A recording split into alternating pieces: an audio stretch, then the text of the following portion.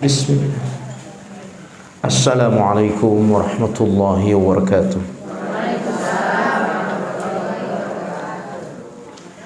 Alhamdulillahi rabbil alamin. Wassalatu wassalamu ala nabiyyina Muhammadin wa ala alihi wa ashabihi ajma'in, amma ba'du. Qauluhu ta'ala, a'udzu billahi minasyaitonir rajim. Bismillahirrahmanirrahim. Ya ayyuhalladzina amanu taqullaha wa qulu qawlan sadida yuslih lakum a'malakum wa yaghfir lakum dhunubakum wa man yuti'illaha wa rasulahu faqad faza fawzan 'azima. Wa qala Rasulullah sallallahu alaihi wasallam, ittaqillaha haitsuma kunta wa atbi'is sayyi'atal hasanata tamhuha wa khaliqin nasa bi khuluqin hasanin. Ayuhal hadirun, ummahatul mu'minat, muslimat, ummahatul muslimat, akramakunallah. Mudah-mudahan ibu sekalian senantiasa dimuliakan oleh Allah Subhanahu wa ta'ala. Dan Allah muliakan seorang hamba, maka tidak ada seorang pun yang bisa merendahkannya. Wa may yuhinillahu fama lahu mim mukrim. Tapi siapa yang dihinakan oleh Allah, siapa yang direndahkan oleh Allah, maka tidak ada yang bisa memuliakannya. Karena kemuliaan syaraful ummah, ya, kemuliaan satu bangsa atau satu keluarga, sumbernya semua dari Allah Rabbuna Tabaraka Ta'ala. Dan yang dipandang oleh Allah bukan pada nasabnya, bukan pada hartanya, tetapi seorang dipandang oleh Allah seberapa takwa dia kepada Allah. Inna akramakum indallahi atqakum. Orang yang paling mulia di sisi Allah adalah orang yang paling bertakwa. Dan kelak Allah Subhanahu wa ta'ala di hari akhir hanya menerima orang-orang bertakwa.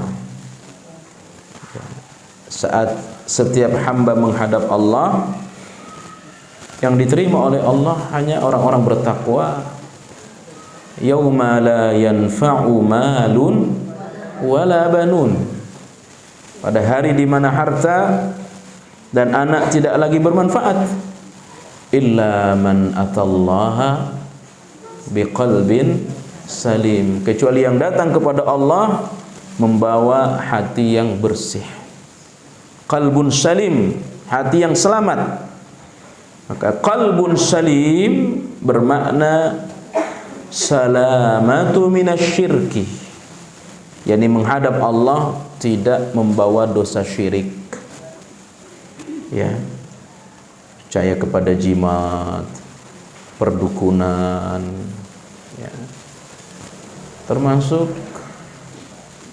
bisikan-bisikan yang di dalam bahasa akidah atau bahasa tauhid disebut dengan tatayyur atau tiyarah. Apa tiyarah, Bu? Apa tatayyur?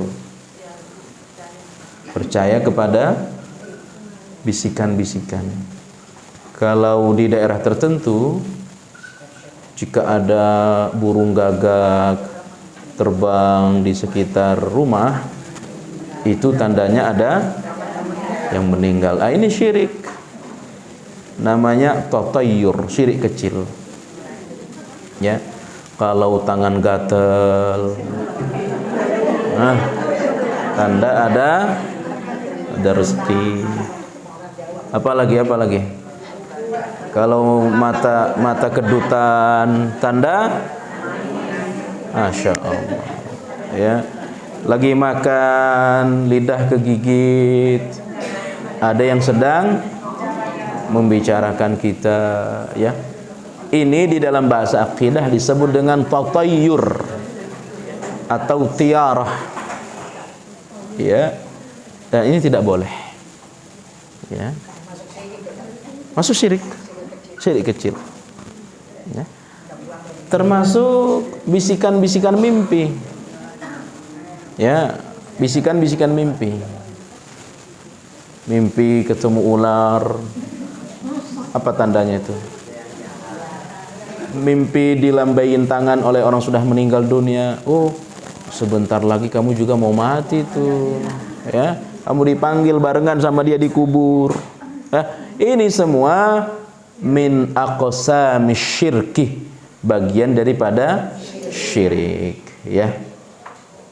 Termasuk syirik kecil, syirik pingin dipuji, ya, pamer pingin disanjung, ya.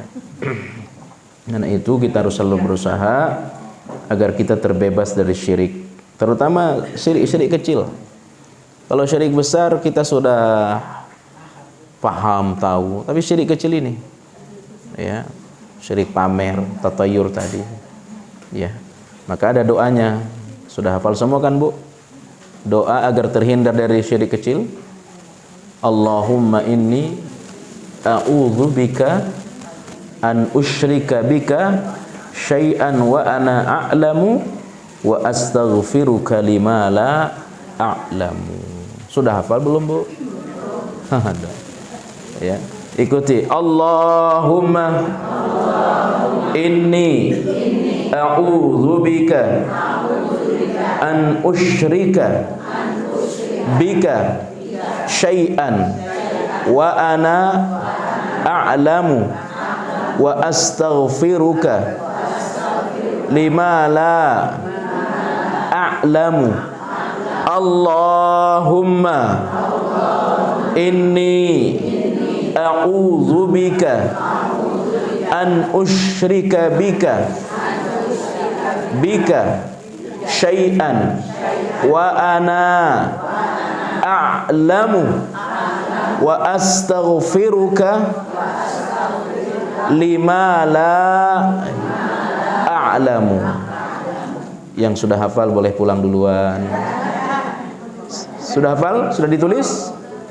Ya. Ada beban tulis? Ya. Saya dikte pelan-pelan ya. Allahumma, silakan ditulis. Ya. Catat ya, saya dikte ya. Allahumma inni, udah? A'udzubika. Gimana tadi? An usyrika bika syai'an wa ana, nanya panjang, wa ana a'lamu wa astaghfiruka wa ana astaghfiruka. Gimana? Wa astaghfiruka lima la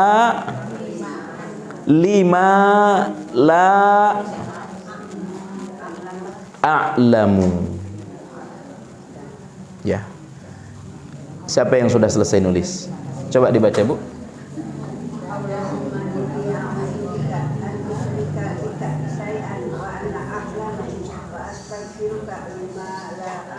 Ya, ahsanti ya Ummah. Ada lagi yang sudah selesai? Saya ingin periksa, silahkan. Fadhali ya Ummah.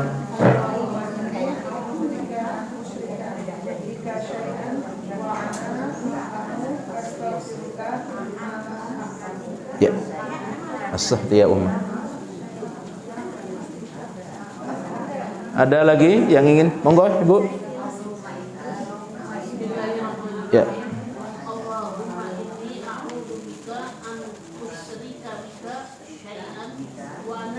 Wa ana ahsanti ya ummah. Al-akhar mawjud? Khalas kullu? Wa ana a'lam. A'lam. Ya. Ini penting, Bu, karena yang diajarkan oleh Nabi ini Abu Bakar. Yang kita tahu, faham, Abu Bakar itu tidak mungkinlah berbuat baik pingin disanjung. Tapi dibimbing oleh Nabi untuk terus membaca doa ini, untuk sering membaca doa ini. Apalagi kita yang hidup zaman serba pamer sekarang, ya, hidup zaman serba pamer. Apalagi kami yang masih muda-muda, yang punya media sosial, punya Instagram, punya apa, dikit-dikit pamer, dikit-dikit, ya, khawatir itu ada keinginan disanjung. Ayo kita baca lagi sebelum saya lanjut pada materi. Allahumma inni a'udzubika an usyrika bika wa ana a'lamu syai'an wa ana a'lamu wa astaghfiruka lima la a'lamu. Sudah selesai semua, Bu, ya, nyatat ya? Ya, dihafal, diajarkan terutama kepada anaknya yang masih muda-muda. Ya. Sudah selesai semua, kita lanjut? Ya. Jadi orang dipandang oleh Allah Subhanahu wa taala dengan ketakwaannya. Dan seseorang di hari akhir hanya diterima oleh Allah ketika dia membawa hati yang selamat, bersih, qalbun salim. Dan kebersihan hati itu pertama terkait tentang syirik, ya, terkait tentang syirik, ya. Qalbun salim salamatu minasyirki. Yang disebut dengan hati yang selamat, pertama itu selamat dari kesyirikan, ya. Barulah hati yang selamat itu salamatu min amradil qalbi,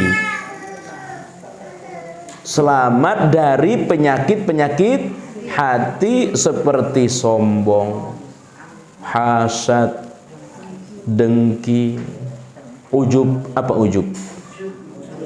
Ujub itu bangga diri.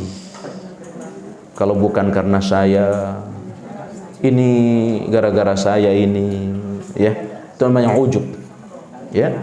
Ya, mirip-mirip dengan sombong, ya.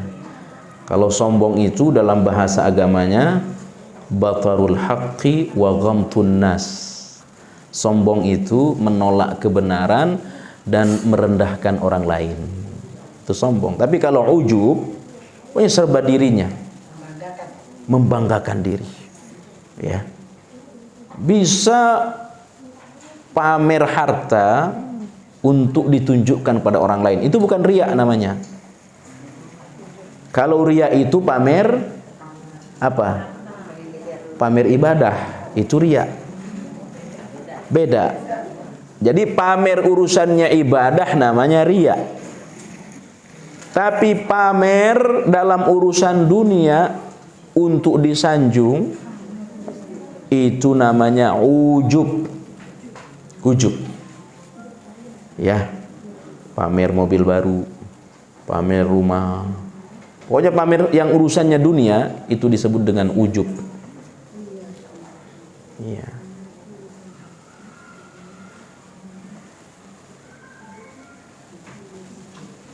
ujub.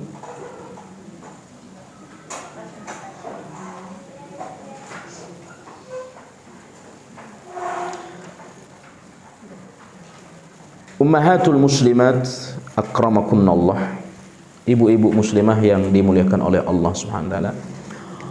Oleh sebab itulah menjadi penting bagi kita, selain kita belajar tauhid, belajar akidah, belajar fiqih, juga kita mesti senantiasa mempelajari tazkiyatun nafas, pembersihan jiwa kita.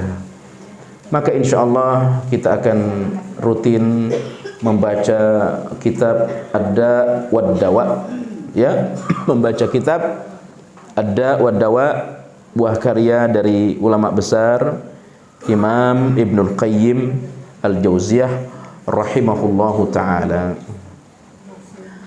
Bapak Ibu yang dimuliakan Allah Subhanahu wa taala,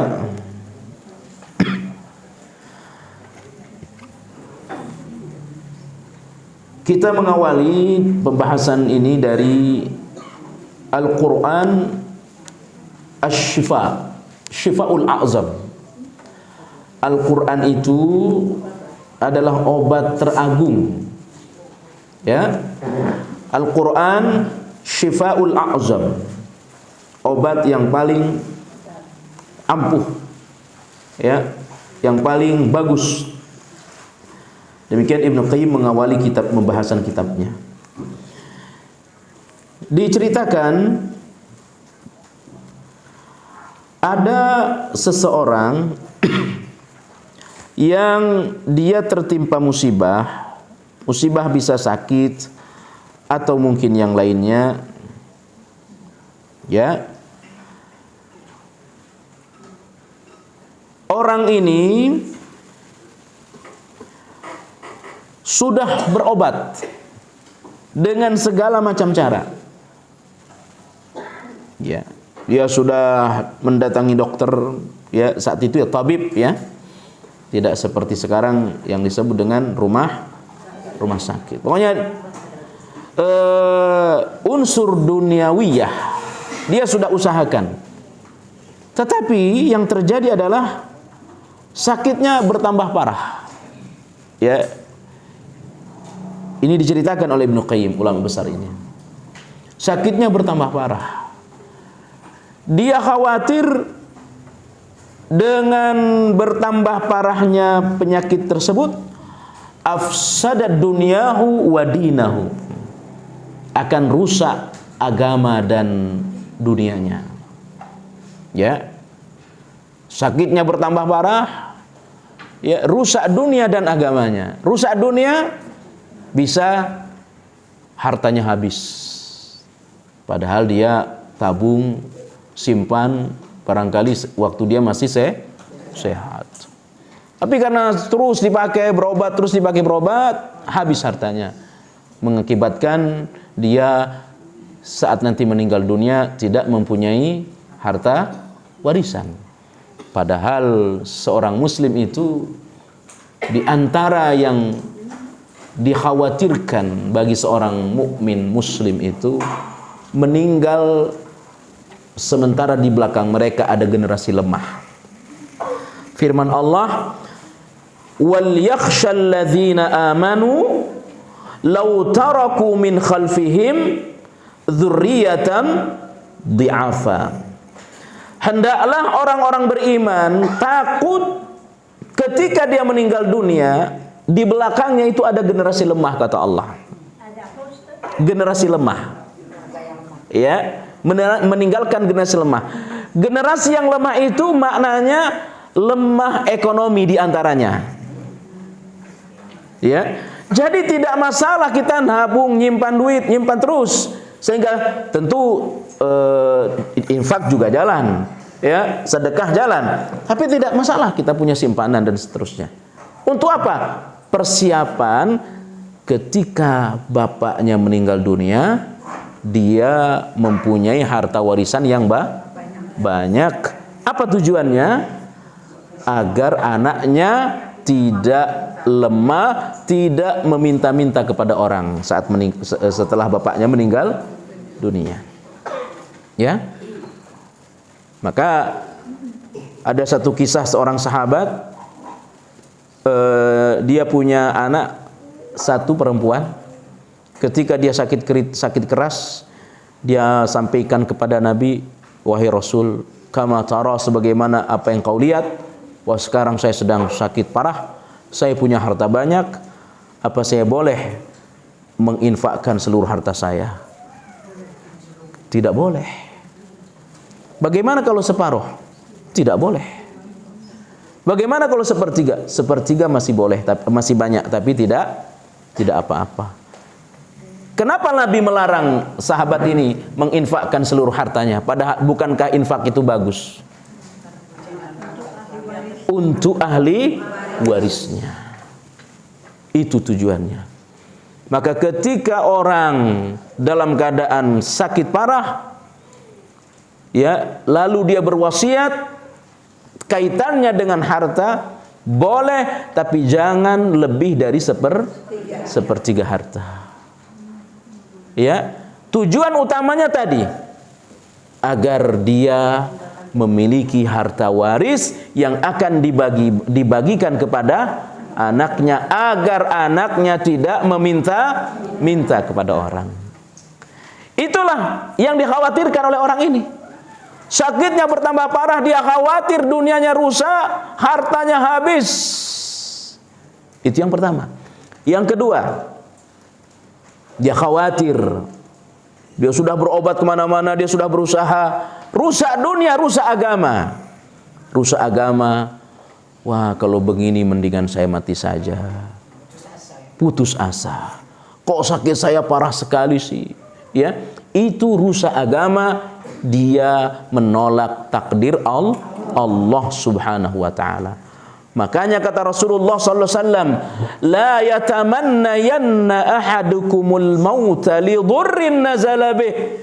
Jangan sekali-kali mengharapkan kematian apapun problem hidup yang kalian hadapi. Ya. Tapi sakit saya terlalu parah, musibah saya terlalu berat. Ya, mendingan mati, haram hukumnya. Ya, tidak boleh. Ya. Wa in kana la budda mutamanniyan, tapi jika terpaksa maka boleh sampaikan kepada Allah, ya Allah, jika mati baik bagiku, matikan saja aku ya Allah. Tapi jika hidup baik bagiku, hidupkan aku ya Allah, meskipun dengan musibah yang berat. Ya. Allahumma ahyini in kanatil hayatu khairan li wa tawaffani ma kanatil wafatu khairan li. Itu doanya. Ya. Jadi ketika kita datang kepada orang yang sakitnya parah, bicaranya itu ngaco, ngawur, ya. Oh, ujian saya berat sekali, Allah nggak adil nih. Boleh kita bacakan doa ini kepadanya. Ya Allah, jika mati baik baginya, matikan saja dia Allah. Tapi jika hidup baik baginya, hidupkan dia, ya Allah. Tapi giliran matikan saja agak dikeraskan suaranya. Oh, marah dia. Ya, kamu nyumpahin saya mati ya? Ya, jangan sampai. Cukup dibaca dengan suara lirih. Daripada dia ngumpat Allah, ya, daripada dia ngomongin Allah nggak benar, Allah kejam sekali, takdir tidak adil. Nah, ini kan ngumpat Allah, ya, ini menghina Allah. Kenapa dia sampaikan perkara itu, ucapan itu? Karena dia merasa ujiannya terlampau berat. Padahal bagi orang beriman, ujian itu adalah di antara sebab Allah ingin menghabisi dosa-dosa kita. Ya. Idza ahabballahu abdan ibtalahu. Apabila Allah Subhanahu wa taala mencintai seorang hamba, maka hamba itu akan diuji oleh Allah. Ya. Tapi jangan meminta ujian yang terlampau berat. Ya. Dan ingat, Allah akan menguji kita pun pasti kita mampu melewatinya. La yukallifullahu nafsan illa wus'aha. Ya. Mengukur mampu tidak mampunya itu ya dengan ilmu, pemahaman tentang takdir Allah. Nah, dia tanya kepada imam, gimana ini ya imam, segala upaya sudah saya lakukan, keduniaan sudah, datang ke tabib, datang ke rumah sakit kalau bahasa kita sekarang, tapi saya tidak kunjung sembuh, bagaimana ini? Maka dikatakan oleh imam, rahimakallah, mudah-mudahan Allah merahmatimu. Ya, itu nasihat pertama di Ibnu, mudah-mudahan Allah menyayangimu. Karena tujuan dari musibah adalah dalam rangka cinta Allah kepada kita. Ya. Makanya Nabi itu menjelang wafatnya, puncak sakit Nabi kan 3 hari. Beliau sakit kurang lebih 13 hari. 2 minggu kurang lebih Nabi sakit, 14 hari. Tapi puncak sakitnya itu 3 hari. Maka Fatimah melihat Nabi itu menangis luar biasa. Kok seperti ini sakit bapakku ya? Sakit Nabi itu, Bu, seperti dialami 2 manusia. Itu sakit Nabi kita. Ya. Dalam pikiran kita yang kalau tidak berbekal ilmu, ya, mestinya beliau nggak usah sakit, langsung dicabut nyawanya oleh Allah. Tapi itulah cinta Allah kepada Nabi. Itulah cinta Allah kepada Nabi Muhammad sallallahu alaihi wasallam. Nah, bagi kita yang bukan Nabi, ketika kita sakit, baik sangka kita kepada Allah, Allah ingin menghabisi dosa-dosa saya. Ya, itu kalau disikapi dengan ilmu. Tapi kalau disikapi dengan nafsu, ini kok kayak begini, kok kejam. Itu kalau dengan nafsu. Makanya pentingnya selalu duduk di majelis ilmu, majelis ta'lim. Setelah Ibnu Qayyim menasihati mudah-mudahan Allah merahmatimu, maka Ibnu Qayyim menyampaikan, wallahu fi aunil abdi maka al abdu fi auni akhi. Allah Subhanahu wa taala akan menolong seorang hamba selama hamba itu mau menolong orang lain. Itu nasihat luar biasa.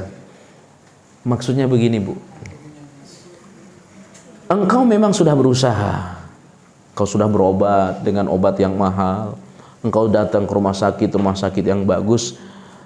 Sudah ditempuh belum? Ada satu cara lagi. Apa itu? Membahagiakan orang lain. Ya, menolong orang lain. Dalam keadaan sakit, bagaimana kita bisa membahagiakan orang lain? Ya, mengundang anak yatim datang ke rumah kita.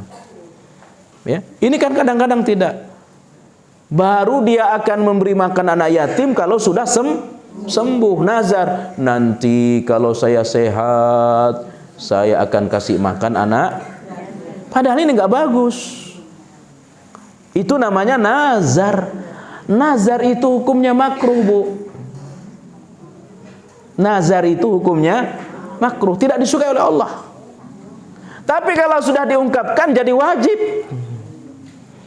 Nanti kalau anak-anak yang baru ngelamar kerja, nanti kalau saya diterima kerja, gaji pertama saya ya begini. Nanti kalau perusahaan saya naik begini, itu hukumnya makruh. Ya, nanti kalau saya sehat, saya sumbang ke pesantren, itu hukumnya makruh.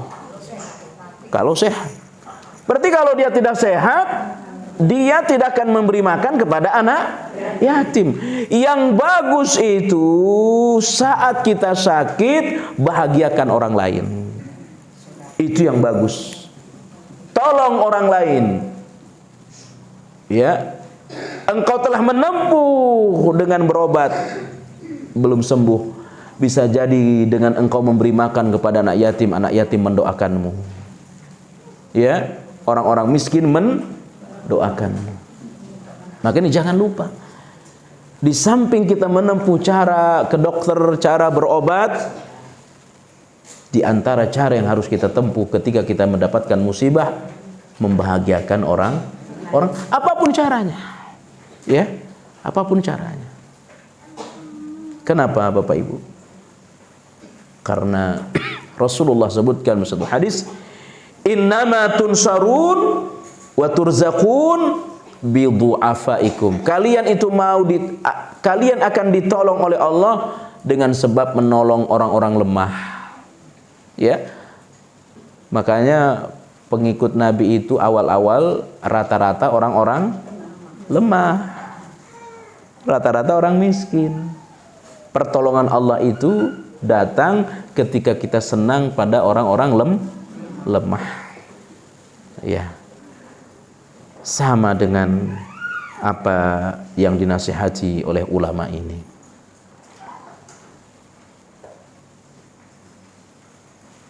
Ummahatul muslimat yang Allah Subhanahu wa taala muliakan.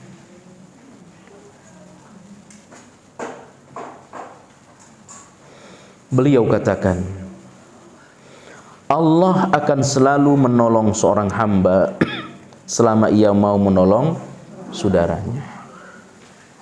Saya ingin ulangi, ketika kita sakit, tidak masalah kita berobat, dan itu tidak akan mengurangi tawakal kita. Tapi jangan lupa di antara cara penyembuhan kita membahagiakan orang lain. Kalau anak sakit, lebih membahagiakan ibunya, ya, membahagiakan tetangganya. Ya, ini yang barangkali belum ditempuh nih. Ya, kenapa? Karena selalu terkait ke dokter, terkait ke rumah sakit. Ya.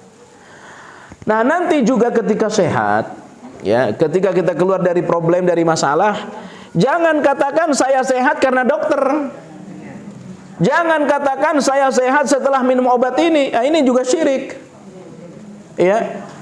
Saya ini sudah minum obat macam-macam, begitu saya minum obat ini langsung sembuh, hebat obat ini, manjur dia. Enggak boleh. Enggak boleh. Itu syirik. Ya. Saya sudah minum, makan obat segala macam cara, atas izin Allah setelah minum obat ini saya sembuh. Itu yang benar. Ya. Saya sudah datang ke tabib, ke dokter, ke rumah sakit, nggak sembuh-sembuh. Ada teman saya ngasih tahu rumah sakit ini, begitu saya datang ke sana, atas izin Allah saya sembuh. Itu bahasa tauhid yang benar. Ya. Semua karena Allah. Ya. Dan juga tidak boleh Allah dan obat. Itu juga nggak boleh. Allah dan obat. Saya sehat atas Allah dan setelah minum obat ini juga tidak boleh. Maka katakanlah saya sehat karena Allah, kemudian perantara obat ini. Tidak boleh dengan kata dan. Melalui atau kemudian. Ya. Kalau dan itu dalam bahasa Arab disebut dengan waw penyambung, waw ataf kalau bahasa Arab. Berarti kedudukan Allah dengan obat sama. Intinya jangan menyamakan Allah dengan yang lain. Ini termasuk juga nih dalam masalah sumpah. Jangan sekali-kali menyebut nama selain Allah dalam sumpah. Demi Allah, demi Rasul, enggak boleh. Ya, itu juga enggak boleh. Banyak orang seperti itu. Demi Allah, demi Rasul. Itu secara umum orang nggak ngaji begitu, tapi kita yang nggak ngaji nggak boleh. Ketika kita bersumpah hanya nama Allah saja yang disebut. Ya, demi Allah. Ya, karena sumpah itu pengagungan. Sama ketika kita sembuh atas izin Allah melalui perantara obat. Ya. Sama ketika kita sembuh setelah menolong orang, saya sembuh atas izin Allah. Kemudian setelah saya menolong. Ya. Makanya dalam ucapan saja, apa saja katakan ba'dallah, biasakan ba'dallah. Ya, saya selamat atas izin Allah, kemudian pertolongan orang ini. Atau cukup dengan ba'dallah. Ya, ba'dallah. Itu dalam bahasa tauhid sudah benar. Kalau terasa panjang atas izin Allah, ucapkan saja ba'dallah. Semua atas kehendak Allah itu artinya. Ya. Itu kaitannya dengan akidah. Kaitannya dengan tauhid. Ketika kita sembuh setelah minum obat ini, bukan obat ini yang nyembuhin kita, Allah. Kita sembuh setelah datang ke rumah sakit ini, bukan karena rumah sakitnya yang hebat, dokternya yang hebat, ba'dallah. Ketika kita sembuh setelah membantu orang lain, bukan karena membantu orang lain itu kita sembuh, tapi ba'dallah, atas izin Allah. Makanya dalam satu peperangan Allah sebutkan, wa ma ramaita idh ramaita walakinnallaha rama. Ketika kalian memanah, kata Allah, bukan kalian yang melepas anak panah itu. Yang melepas anak panah siapa? Allah. Walakinnallaha rama. Tapi Allah lah yang melepas anak panah itu. Sama, Bu. Ketika kita habis minum, bukan karena kita punya uang beli air lalu kita bisa minum, tapi karena Allah. Apa doa sesudah minum atau sesudah makan? Alhamdulillahilladzi at'amani hadza wa razaqanihi min ghairi haulim minni wala quwwah. Itu doanya setiap selesai makan, setiap selesai minum. Ya Allah, segala puji bagimu yang telah memberi makan minum ini kepadaku. Tiada daya dan upaya dariku, ya Allah. Jadi kita bisa makan bukan karena kita punya uang, Bu, Pak. Kita makan bukan karena kita punya tangan sehat, tapi Allah semua yang membuat kita bisa makan. Ya. Hal-hal seperti ini yang barangkali dianggap sepele dalam kehidupan manusia. Saya nggak tahu, kalau saya nggak datang ke sana mungkin saya tidak bisa seperti ini. Ini kan ucapan dianggap biasa. Ya. Untung ada kamu. Saya nggak tahu kalau nggak ada kamu. Nah ini, ya, melupakan peran Allah Subhanahu Wa Taala. Ketika bangun, bukan alarm yang membangunkan kita, Allah. Makanya alhamdulillahilladzi ahyana ba'dama amatana wa ilaihin nusyur. Segala puji bagimu, ya Allah, yang telah membangunkan aku setelah engkau mematikan aku. Jadi semua harus dikembalikan kepada Allah. Semua. Ya, sehingga tidak ada ruang manusia dalam diri kita. Hanya Allah saja. Ya, manusia itu hanya perantara. Manusia itu hanya sebab. Ya. Tetapi meskipun Allah segala-galanya, ya saya mah nggak usah berobat, kalau saya sehat ya terserah Allah. Nah, itu juga nggak boleh. Makanya kita berusaha, hasil akhirnya yang menentukan Allah. Usaha tidak berhasil, usaha tidak sehat, kita sudah bantu orang lain tetap juga tidak sehat, maka qaddarallahu ma syaa fa'ala. Allah sudah takdirkan apa yang terjadi seperti ini. Ya. Maka usaha kita berobat, usaha kita membantu orang lain tidak akan sia-sia. Ya, tidak akan sia-sia. Kita sudah beli obat mahal tapi nggak kunjung sehat, maka anggap itu infak kita, anggap itu sedekah kita. Ya. Dan kita tidak akan menyalahkan siapapun. Ummahatul muslimat akramakunallah, ibu muslimah yang Allah Subhanahu wa ta'ala muliakan. Beliau melanjutkan atas pertanyaan orang tadi. Setelah beliau sampaikan mudah-mudahan Allah menyayangimu, karena setiap musibah yang menimpa kita pasti kalau disikapi dengan keimanan untuk menghabiskan dosa-dosa kita, semoga engkau bisa menolong orang lain. Yang berikutnya beliau katakan, Allah Subhanahu wa ta'ala menurunkan penyakit, dan setiap penyakit itu pasti ada obatnya. Di kulli da'in dawa. Li kulli da' dawa. Setiap penyakit pasti ada obatnya. Ya. Dan obat yang paling agung adalah Al-Quran. Obat yang paling ampuh adalah Al-Quran. Ya. Orang rajin baca Quran, insya Allah usianya panjang. Ya. Makanya sekarang ya, orang mudah berpenyakit karena ada jarak dengan Al-Quran. Ya. Ibu lebih jauh lebih saya tua, kenapa masih awet sampai 70, masih sehat semua insya Allah? Karena zaman ibu muda tidak ada yang namanya media sosial, tidak ada HP, maka nuansa dosanya sedikit. Sekarang, waduh, mudah orang sakit.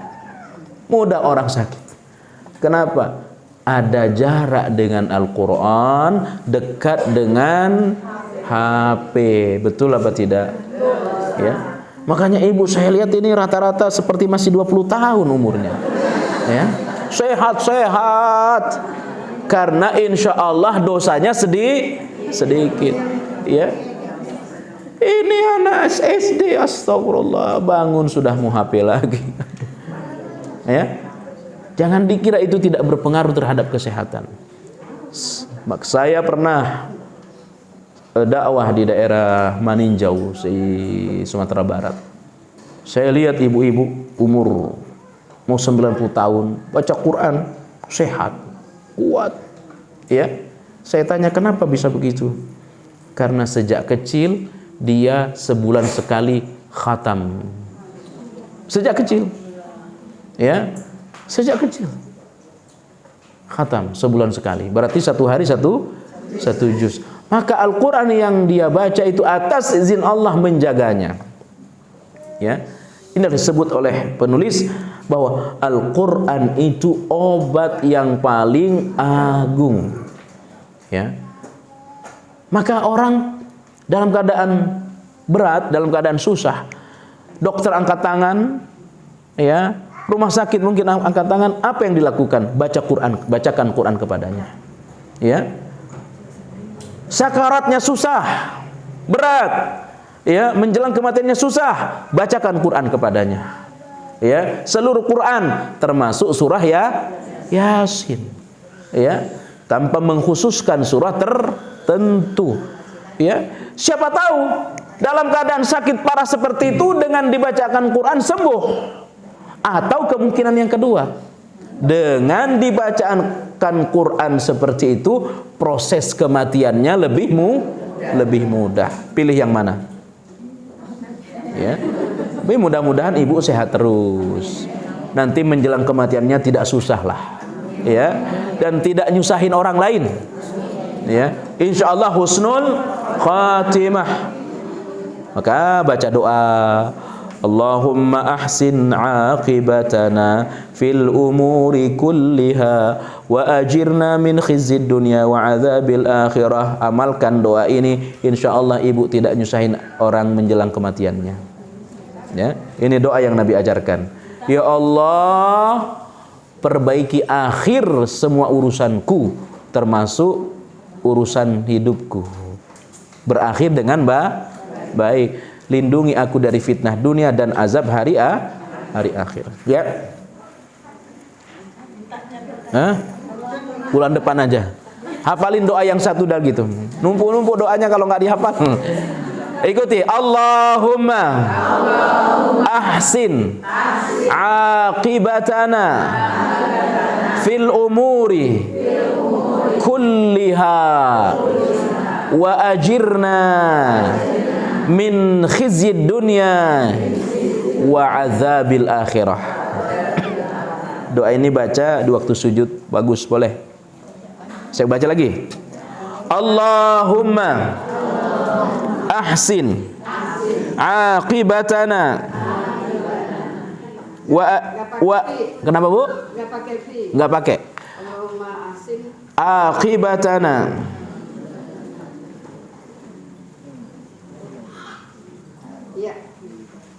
wa ajirna min khizyid dunya wa adzabil akhirati. Wa adzabil akhirati. Sudah dicatat, Bu?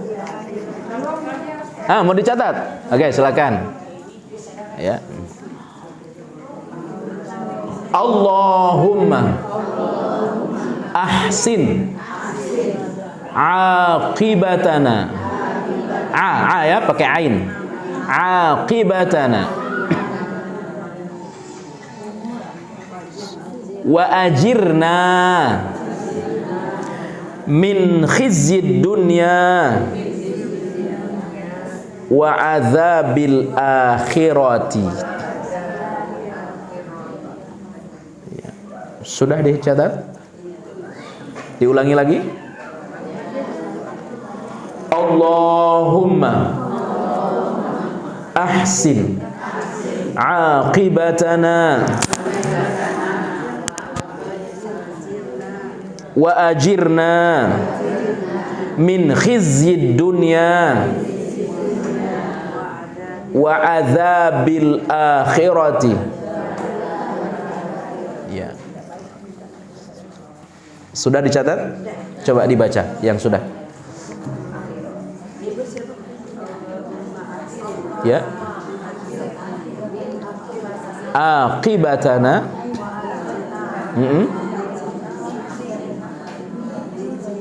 min khizyid dunya, terus wa adzabil. Ya, artinya itu begini, Bu. Ya Allah, perbaikilah akhir setiap urusanku. Perbaikilah akhir setiap urusanku. Dan selamatkan aku dari fitnah dunia. Dan selamatkan aku dari fitnah dunia serta azab di hari akhir. Ya. Doa agar hidup berakhir baik.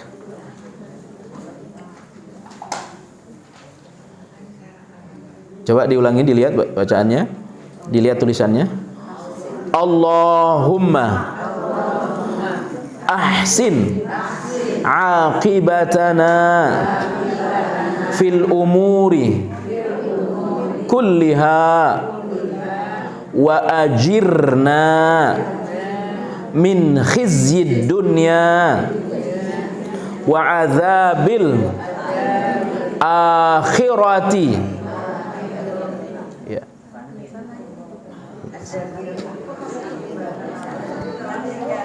Kenapa, Bu?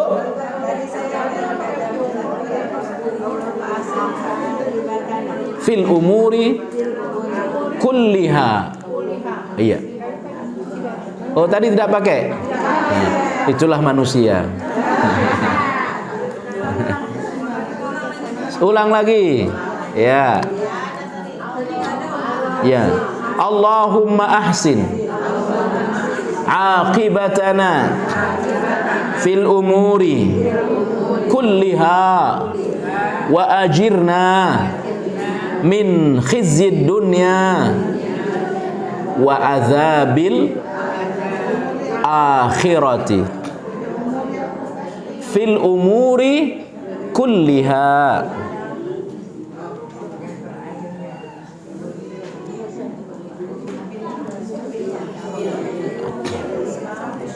Wa ajirna min khizyid dunya wa adzabil akhirati. Ibu baca doa ini di waktu sholat tahajud, waktu sujud, bagus, boleh. Ya, insyaallah akhir hidup kita baik, mudah-mudahan tidak nyusahin orang lain. Ya.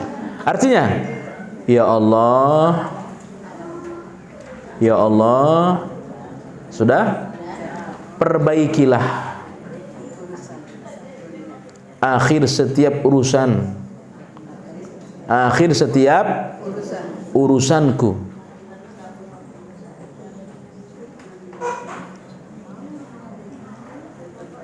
Selamatkan aku dari fitnah dunia. Selamatkan aku dari fitnah dunia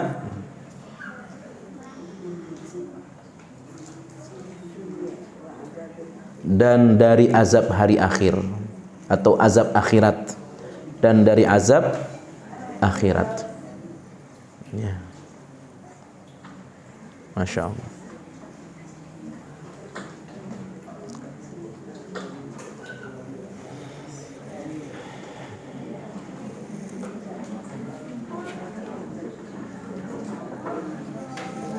Sudah?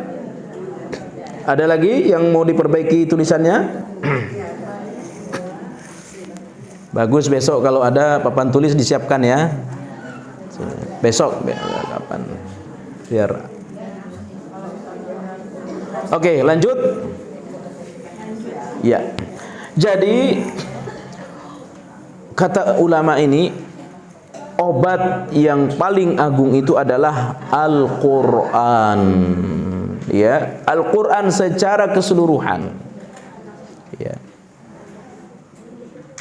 Dan ada surah-surah khusus, di antaranya nanti Al-Fatihah. Ya. Tapi secara keseluruhan Al-Qur'an itu obat.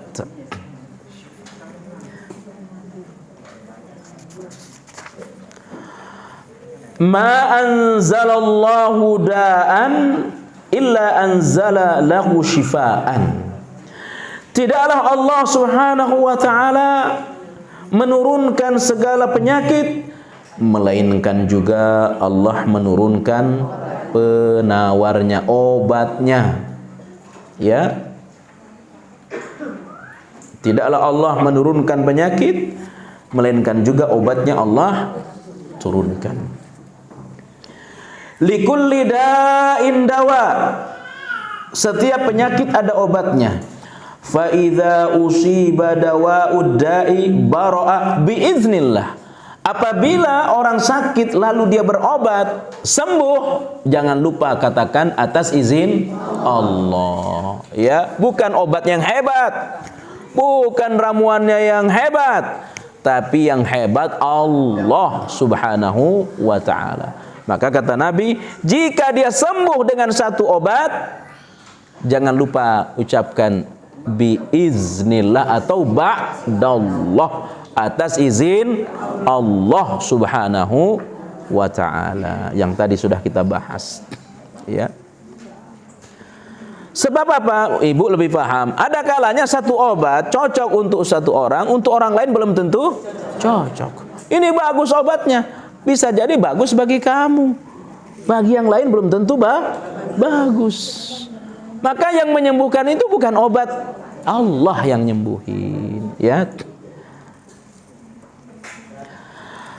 Dalam hadis yang lain diriwayatkan oleh Imam Ahmad dari sahabat Utsman bin Suraik, Rasulullah sallallahu alaihi wasallam bersabda, sesungguhnya tidaklah Allah membuat suatu penyakit, melainkan Allah juga membuat penawarnya. Hanya saja, alima man alimah, ada yang sudah diketahui, ada yang belum diketahui. Ya, itu apa maknanya? Kehebatan manusia ini terbatas. Ya. Tidak segala sesuatu bisa mereka fahami. Yang ilmunya tidak terbatas hanya Allah Subhanahu wa ta'ala. Ya, alima man alima, diketahui oleh orang yang mengetahui. Ya, tapi ada kalanya belum diketahui. Makanya ini belum diketahui obatnya karena keterbatasan manusia ilmunya. Maka sehebat apapun kita, jangan merasa tinggi, jangan sombong, karena sombong itu hanya Allah yang punya. Siapa yang sombong berarti sifatnya sama dengan iblis. Yang sombong hanya Allah. Ya, belajar sombong berarti dia iblis. Ya. Kenapa? Keterbatasan. Semua manusia, semua makhluk terbatas. Ya. Manusia terbatas. Sesungguhnya Allah Subhanahu wa ta'ala tidaklah membuat satu penyakit, melainkan membuatkan pula penawarnya atau obatnya. Kecuali ya, ada penyakit yang obatnya tidak ada. Tadi Nabi katakan, ma anzalallahu da'an illa anzalalahu syifa. Segala penyakit yang Allah turunkan, maka Allah sertakan juga obatnya. Kecuali ada satu penyakit yang tidak ada obatnya. Qila, madza ya, apa itu ya Rasul? Penyakit yang tidak ada obatnya adalah al-haramu, penyakit tua. Penyakit faktor umur, enggak ada obatnya penyakit tua. Ya. Ya, enggak ada obatnya penyakit tua. Kalau sudah tua mau apa? Ya. Mau bergaya kayak anak 40 enggak bisa, enggak bisa. Kelihatan mohon maaf, kulit sudah aduh, mata sudah 4, pakai kaca, aduh nggak bisa. Udah beruban masih diliatin, astagfirullahaladzim. Mestinya kalau sudah beruban malu kalau nggak pakai jilbab. Ini tidak, nggak ada penyakit, nggak ada obatnya penyakit tua. Ya, nah ini penyakit tua. Ada orang bijak, semakin bagus, semakin ya pokoknya lebih dekat kepada Allah. Tapi ada juga yang tua 80-90 tapi perlakuan seperti anak 5 tahun. Inilah yang disebut dengan arzalil umuri, pikun. Ya, boleh dia 80, boleh 90, tapi seperti anak 5 tahun. Ya, tahu dia jalan pergi, jalan pulang tidak tahu. Akhirnya kemana-mana pakai gantungan. Apa yang digantung? Nama dan alamat rumah. Khawatir hilang. Kalau hilang gampang orang nganter ke rumahnya.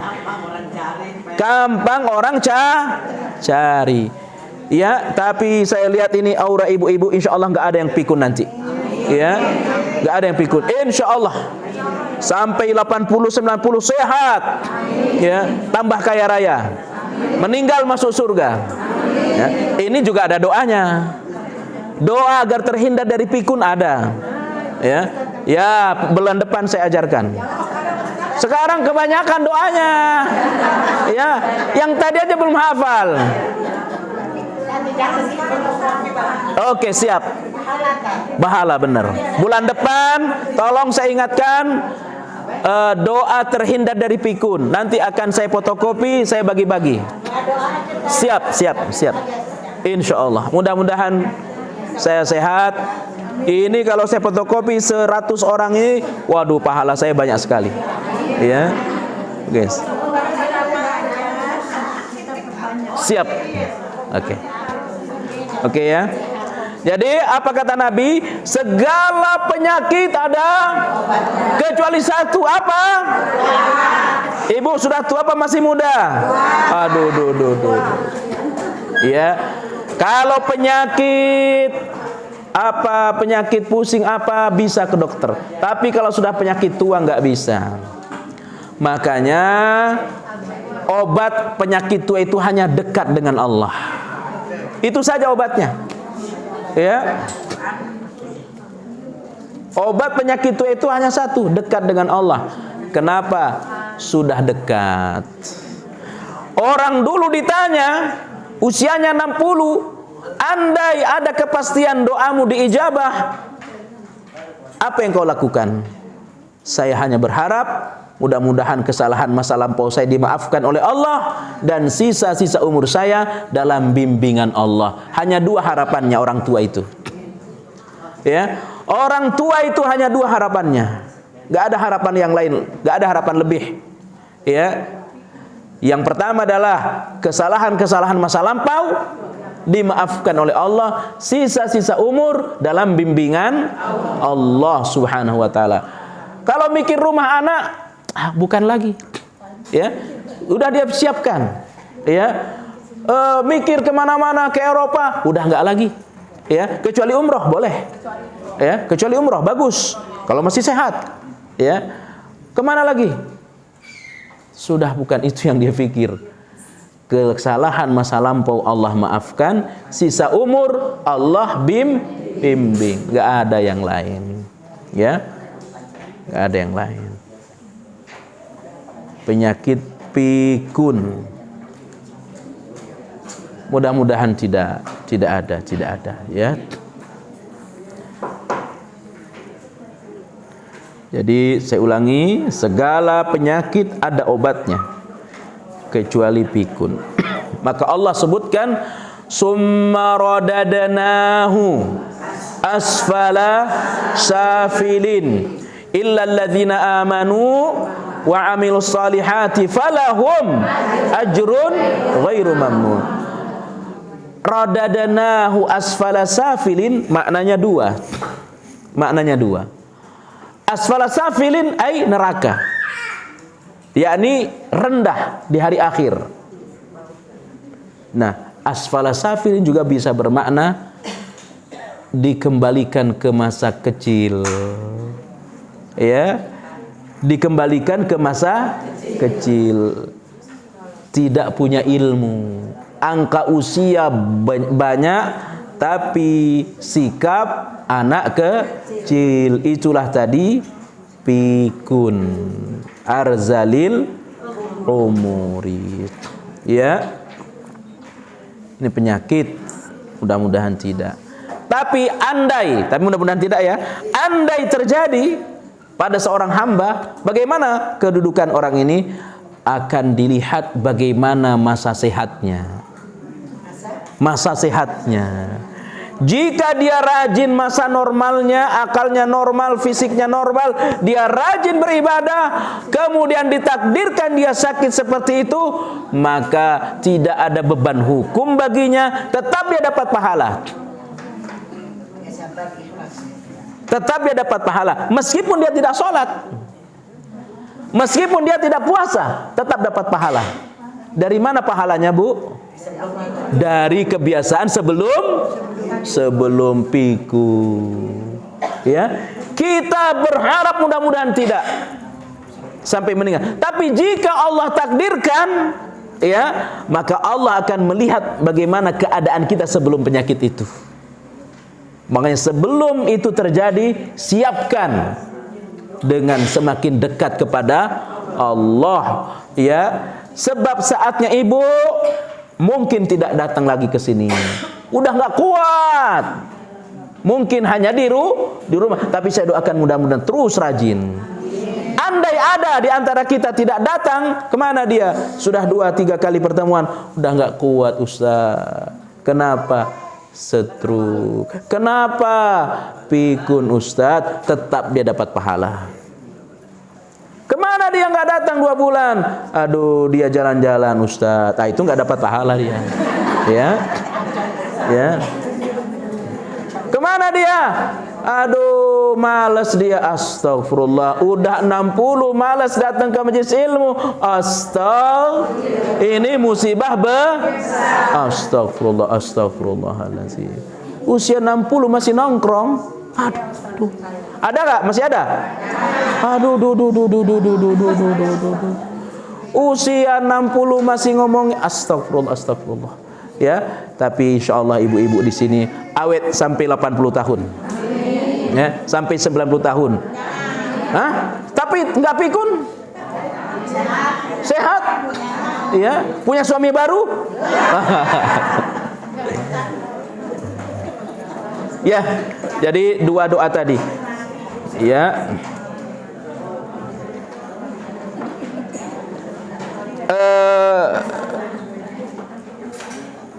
Sebelum saya tutup, ada revisi doa tadi, Bu, yang pertama tadi. Doa yang pertama tadi ada revisi sedikit, ya. Coba doa syirik tadi, Allahumma inni a'udzubika an usyrika bika wa ana a'lamu. Ya. Tidak pakai syai'an, ya. Tidak pakai syai'an. Ada revisi sedikit nih.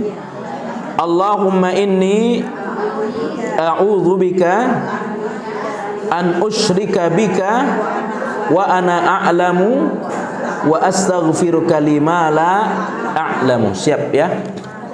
Oke, saya kira cukup kajian kita hari ini karena saya ada ceramah di Tanah Abang lagi. Ada pertanyaan 1 2 silakan. Pakai mic, Bu? Enggak mic. Ah?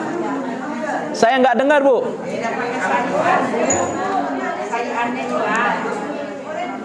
Nggak dengar saya. Dekat sini, Nek.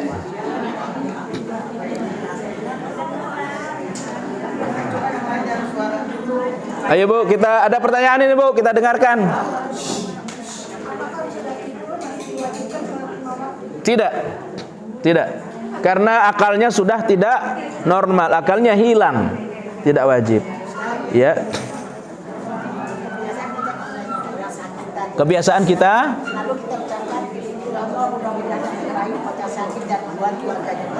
boleh. Boleh, tapi kalau mau yang lebih bagus ada. Ya, ada doa yang Nabi ajarkan ketika kita jenguk orang sakit, la ba'sa tahurun insyaallah ayyashfiyaka. Tidak apa-apa sakitmu, mudah-mudahan terbaik dari Allah dan mudah-mudahan Allah menyembuhkanmu. Alhamdulillah kulli hal itu ketika kita mendapatkan sesuatu yang dianggap tidak baik menurut kita.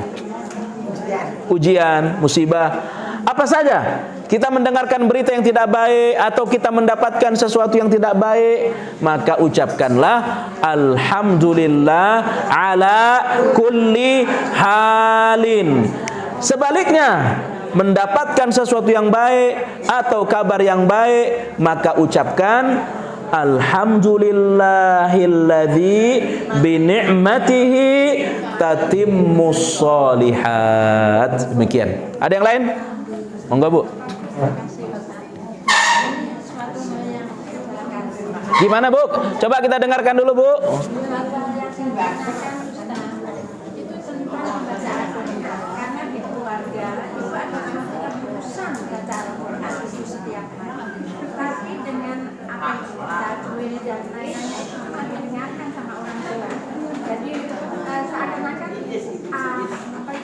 Seakan-akan membaca Al-Quran itu suatu kewajiban, memang suatu kewajiban, tapi tidak mendapatkan ijazah misalnya tidak hatam, tapi sebulan itu mesti 3 bulan, 2 bulan itu sampai anak-anak mesti hatam, tapi bacaannya belum tentu bagus. Bagaimana artinya dengan bagus itu?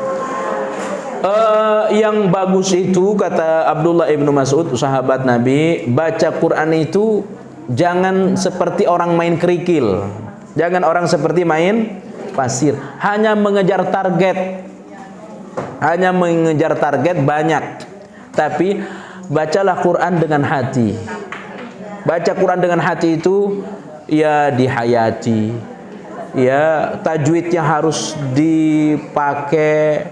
Ya, kalau mengejar target 1 hari 1 juz, kejar-kejar tapi ilmu tajwidnya tidak digunakan, itu keliru.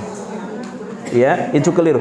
Kecuali orang yang sudah faham, ya, dia baca dengan cepat pun hak-hak tajwidnya benar, ya, maka itu tidak mengapa. Tapi orang baru belajar jangan mengejar banyaknya. Enggak boleh.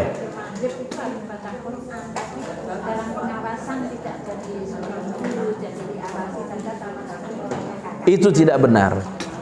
Mesti kalau dia ingin menghidupkan seperti itu, ya harus dibersamai dengan guru. Atau ada di antara dia keluarga yang faham. Salah langsung ditegur, jangan dibiarkan. Ayo kita kejar target 1 juz, dikumpulin anak, dikumpulin keluarga, hanya sekedar target. Padahal ada yang salah, tidak dibenerin. Itu yang dosa kepala keluarganya. Demikian. Sama-sama. Ada lagi silakan. Monggo terakhir. Kalau penyakit pikun itu sama nggak sama munkaratil akhlak? Beda. Kalau munkaratil akhlak itu ya seperti sombong, gibah, itu munkaratil akhlak. Tapi kalau pikun dalam bahasa Nabi arzalil umur, namanya. Arzalil umur. Umur yang besar banyak tapi sikap seperti anak kecil, itu namanya pikun. Dalam bahasa doanya arzalil umuri. Demikian. Oke. Demikian yang terakhir. Ada lagi pertanyaan? Demikian kajian kita pada hari ini, mudah-mudahan bermanfaat. Subhanakallahumma bihamdik, asyhadu an la ilaha illa anta astaghfiruka wa atubu ilaik. Wassalamualaikum warahmatullahi wabarakatuh.